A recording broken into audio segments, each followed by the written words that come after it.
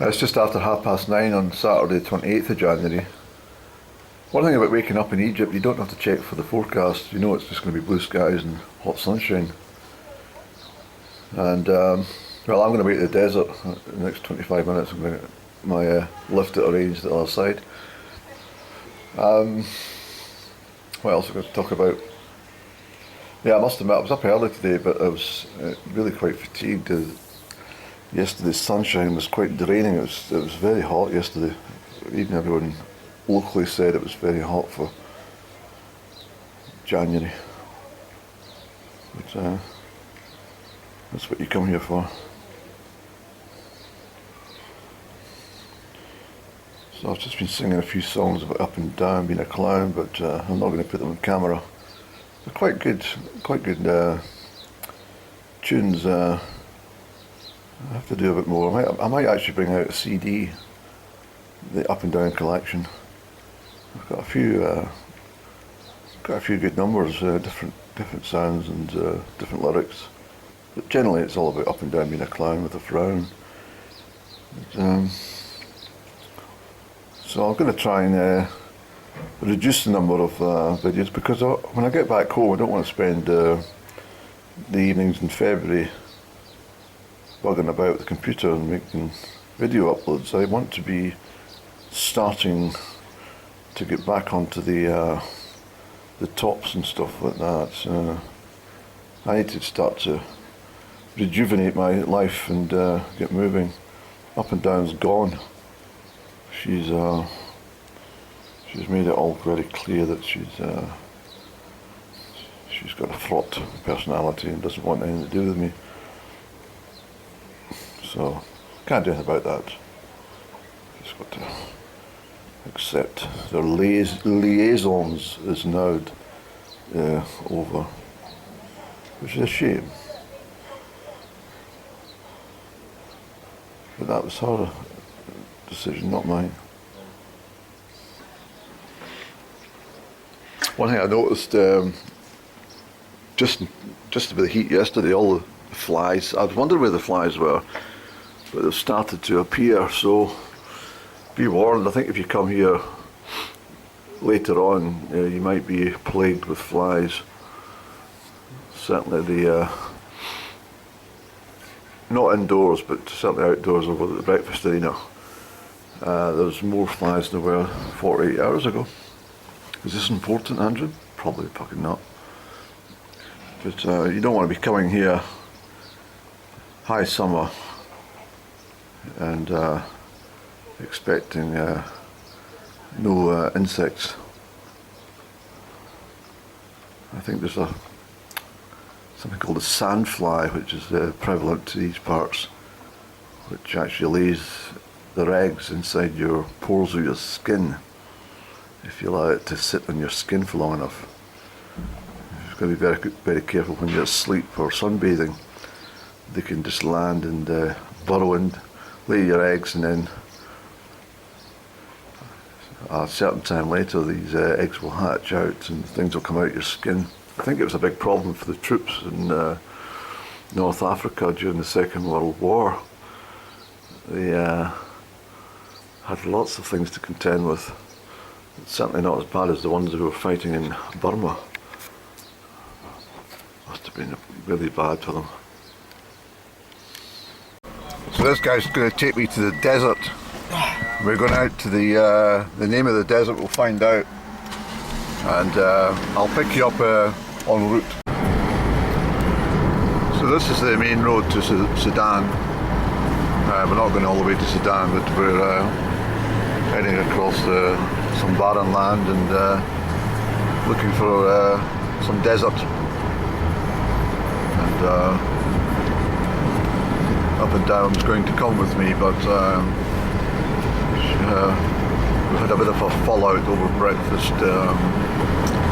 I said to her, would you like strawberry yogurt or just plain yogurt? And she said, and she didn't hear me correctly, and I came over with the wrong yogurt, and so she stormed away from the breakfast table, and she's in the huff. She's currently in the room. Well, she locked me out of the room actually. so I didn't get a chance to get properly organised with my shorts and stuff. I've got my other trousers on, but not to worry. Just one of these up and down front moments. As I say, we're heading south.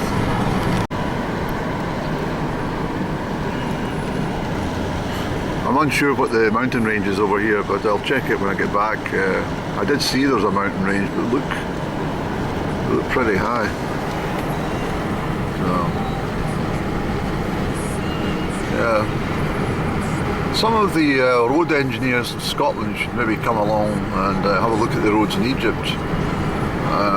They can see how much more superior they are in drivable quality and condition. There is no potholes, and there are no problems that I can see on these roads at all. However, if you're driving in Scotland, obviously there's many potholes to contend with, no matter how far you drive, whether that be 10 metres or 100,000 metres, there's always going to be potholes.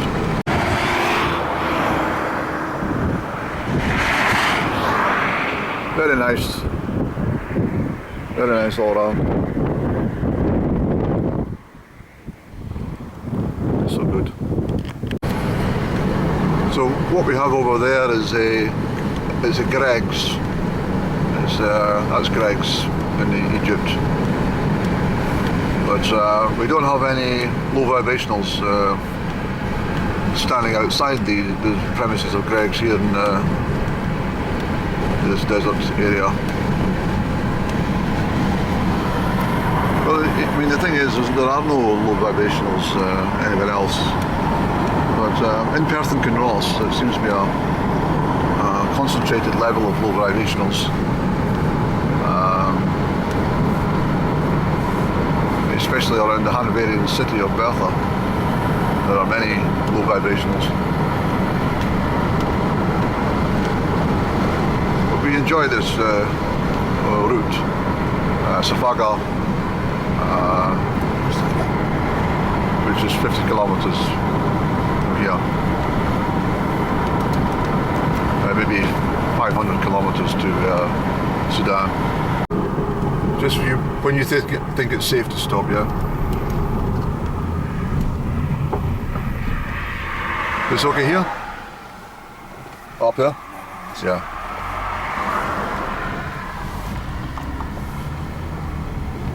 So we passed Makadi, and I might get you to take a picture of me, yeah?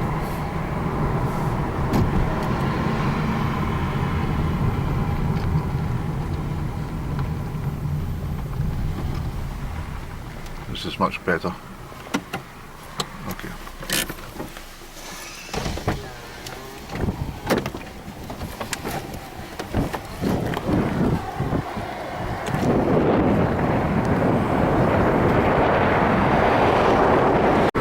I just missed getting that one in film, but there's it's quite unusual, but a lot of 1960s, early 70s, well, let's say 1970 Renaults, French motor vehicle.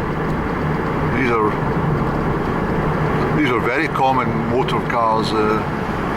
When I was growing up, if you had a Renault, you were a bit of a suave chap. It was a very nice family car. Many of the middle classes owned Renault vehicles. I'll try and find out the name of it. It's a Renault Mark II or something. I'm sure it's something like that. But I've noticed probably about a dozen of these motor cars already here on the road between Hurghada and Port Sudan. So as I said, it's a very nice road, and it's very unusual to go on the road that doesn't have any potholes. There's no evasive action required by the driver, and there's no one, sitting on the sides changing their tyre because it's been torn to shreds by a Scottish pothole, which the Scottish administration couldn't give a fuck about. The only people that seem to make a lot of money at the moment are garages and mechanics, making a lot of money with potholes. So, oh, we got one. I don't feel quite so bad now. We got one pothole. It's almost a first for anything in Egypt.